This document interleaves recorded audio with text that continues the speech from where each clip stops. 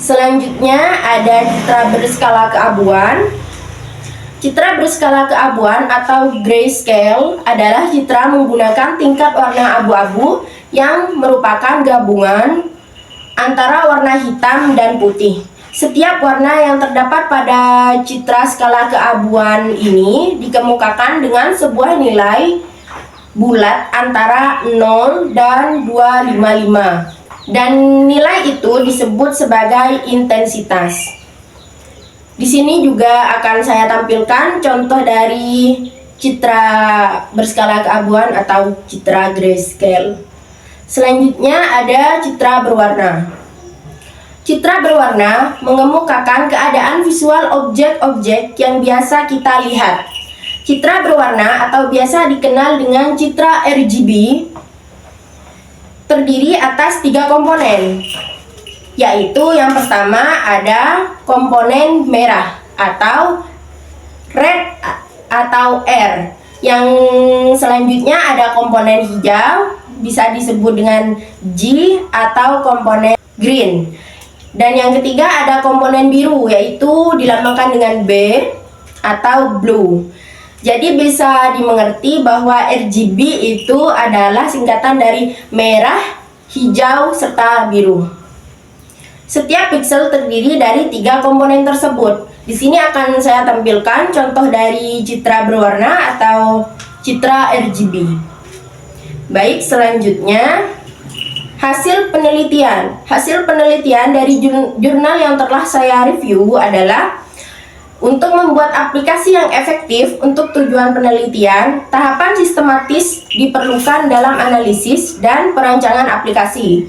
Menganalisis algoritma yang digunakan dalam penelitian adalah tahap pertama analisis. Sementara perancangan aplikasi termasuk perancangan antarmuka menggunakan metode Sobel, metode Robert, dan Prewitt untuk mendeteksi tepi gambar pada pola wajah diantaranya.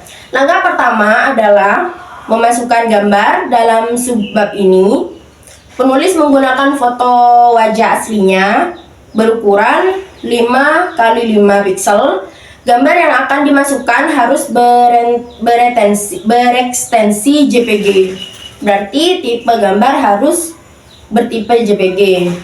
Setelah gambar dimasukkan menggunakan MATLAB, sistem akan menghitung nilai-nilai pixel merah, hijau, dan biru seperti tadi yang telah saya jelaskan. Citra RGB masuk di sini.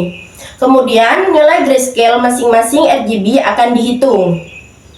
Setelah mengubah nilai pixel dari citra aslinya menjadi 5 x 5, kemudian mengkonversikan citra tersebut menggunakan MATLAB, citra 5 x 5 akan menghasilkan gambar dan matriks sebagai berikut.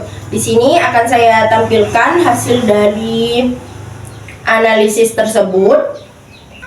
Selanjutnya, pembahasan metode Sobel, Robert, dan Prewitt.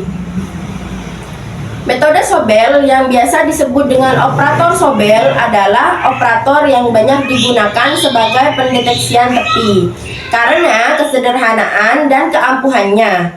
Metode Sobel merupakan pengembangan dari metode Robert dengan menggunakan filter HPF, High Pass Filter, yang diberi satu angka 0 penyangga.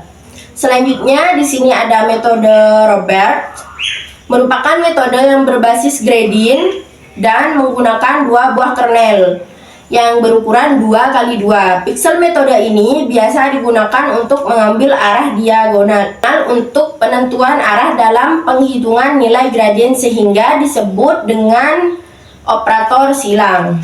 Selanjutnya yang terakhir ada metode Prewitt. Metode Prewitt merupakan pengembangan metode Robert yang memiliki persamaan dengan operator Sobel.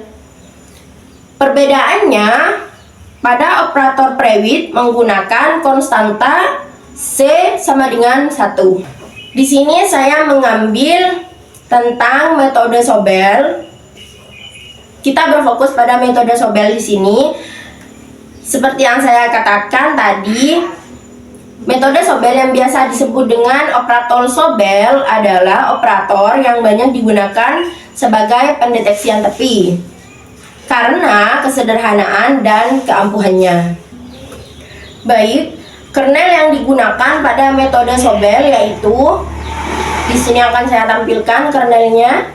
Kemudian kita akan melakukan penghitungan konvolusi pertama dengan kernel XX dengan pengambilan 9 buah piksel pada matriks di bawah ini. Ini adalah tampilan dari matriks tersebut. Sekaligus ini penyelesaiannya saya juga tampilkan di sini. Setelah itu, setelah nilai konvolusi XX sudah didapat, lanjut ke konvolusi SY dengan cara langkah yang sama seperti konvolusi XX tadi, yaitu dengan mengambil 9 BH piksel. Di samping ini merupakan tampilannya. Ini merupakan tampilan matriknya, dan sekaligus ini adalah tampilan penyelesaiannya. Maka dari hasil perhitungan konvolusi XX dan SY dapat kita cari nilai gradin, yaitu seperti ini. Dan beberapa perhitungan dilakukan, maka hasil akhir akan menghasilkan nilai seperti ini.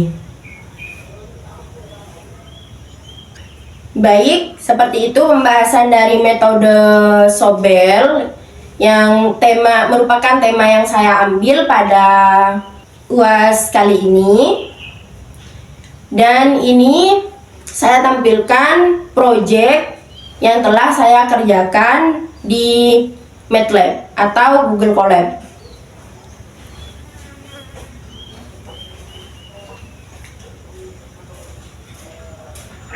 Baik, seperti itu.